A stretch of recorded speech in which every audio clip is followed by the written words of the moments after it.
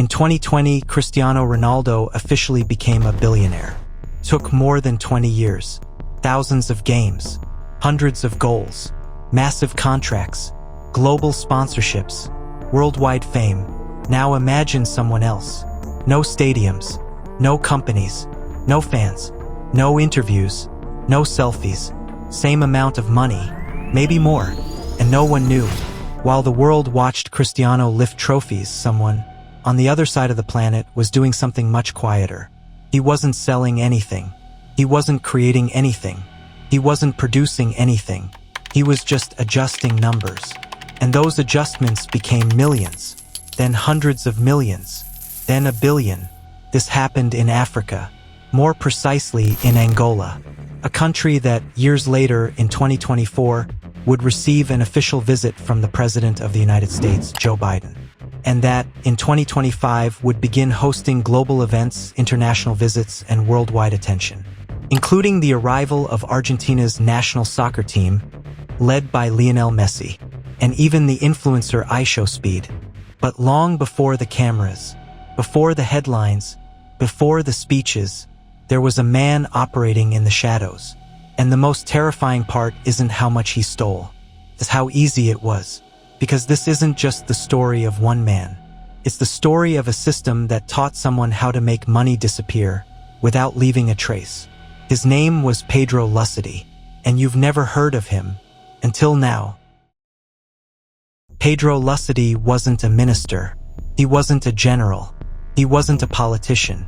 He didn't appear on magazine covers. He didn't give speeches. He was a technician, a low-profile government employee connected to the Presidential Security Office. The kind of person nobody photographs, nobody interviews, nobody investigates. His job looked boring. Payments, logistics, internal requests, spreadsheets, authorizations. Nothing glamorous. But he was standing in the most dangerous place of all. The exact point where the money passed before disappearing.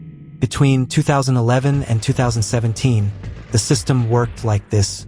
The Presidential Security Office requested funds from the Ministry of Finance. These funds were labeled as personnel expenses, goods and services, and sensitive operations. And here's the magic phrase: national security. When something is labeled national security, it changes category. It stops being just a budget item and becomes sensitive, confidential, untouchable. And in systems like this, sensitive things don't go through strict audits. Why? Because auditing means asking questions. And asking questions means slowing things down. And slowing down sensitive operations supposedly puts the state at risk. So the system chooses speed, not verification. Approvals went through fast. No deep reviews. No line-by-line checks. No uncomfortable questions. It was a system designed to trust. And when trust is badly designed, it becomes a vulnerability. Pedro didn't have political power. He didn't have a high-ranking title. He didn't give orders. But he had something more valuable: access. And in certain systems, access is more powerful than authority. He was standing exactly where the money changed hands.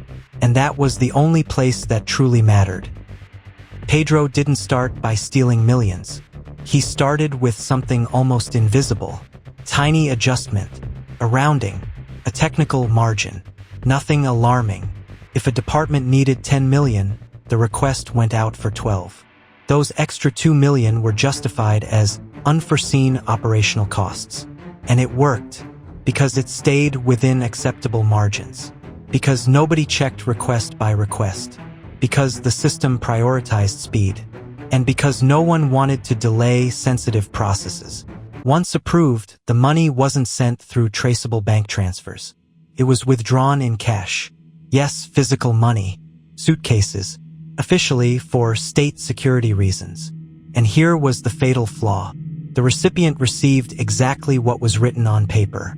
And the rest? It had no owner. There was no line that said, "These 2 million belong to someone." So it stayed in between. And someone had to hold it. That someone was Pedro. The first time he waited. Days passed. Then weeks. Nothing happened. No calls. No audits. no questions. And when nothing happens, the brain learns something dangerous. It learns that it's safe. After the first time, Pedro didn't celebrate. He didn't panic. He didn't run. He observed. He watched how the system reacted. Or more accurately, how it didn't react. No emails. No phone calls. No investigations. The system stayed silent. And silence in cases like this is not neutral. It's permission. So he tried again. Another adjustment. Another technical margin. Another suitcase. Still nothing. And then something clicked. Pedro realized he wasn't stealing from the system. He was using the system exactly as it had been built. Because the money wasn't disappearing from anyone's personal account. It was disappearing from a category, from a label, from a spreadsheet, from an abstraction. And abstractions don't complain. So he scaled, slowly, carefully, never too much, never too fast, always within what looked normal. Millions became routine, then tens of millions. He learned the rhythm of bureaucracy, the blind spots of approval chains, the psychology of overworked departments. He learned something important. No one double-checks what looks boring. And Pedro was very, very boring. After taking the money, came the hardest part, hiding it. Pedro never put anything in his own name. Nothing. He used family members, employees, lovers, even people who were already dead. Frontmen. Many of them didn't even know they owned anything. Some only found out when the police knocked on their door. Enquanto é interrogado, chamou-nos a atenção um número de anotações que encontramos aqui, de algumas faturas da Louis Vuitton e também esta referente ao pagamento da taxa de condomínio. Este apartamento está em nome de Fernando Moisés Dumbo, o sobrinho, que diz não conhecer e nem nunca ter frequentado o apartamento. Entre paredes aparece o nome Pedro, uma referência, obviamente, a Pedro Lussaty. Luxury apartments, houses in Talatona, Benfica, Calamba, Moro Bento, land in Luanda, Biana, Lubango, and outside the country, Portugal, Lisbon, Odivelas, Parque das Nacos. It was an invisible empire. But in May of 2020, everything exploded.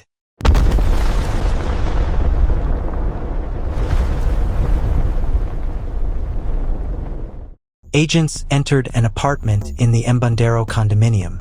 They expected documents. They found 19 suitcases. Inside them, millions of dollars, hundreds of thousands of euros, brand new bills, organized, stacked. In other apartments, more suitcases, improvised safes, sealed boxes. One investigator summed it up like this: this wasn't a hiding place, it was a storage system. And suddenly, Pedro's visible lifestyle made sense. An armored BMW, Lexus, Porsche, Range Rovers, more than 30 vehicles, closets with thousands of pairs of shoes, watches worth the price of houses, yachts, private pools, all paid in cash, no loans, no installments, everything in plain sight, and no one asked questions.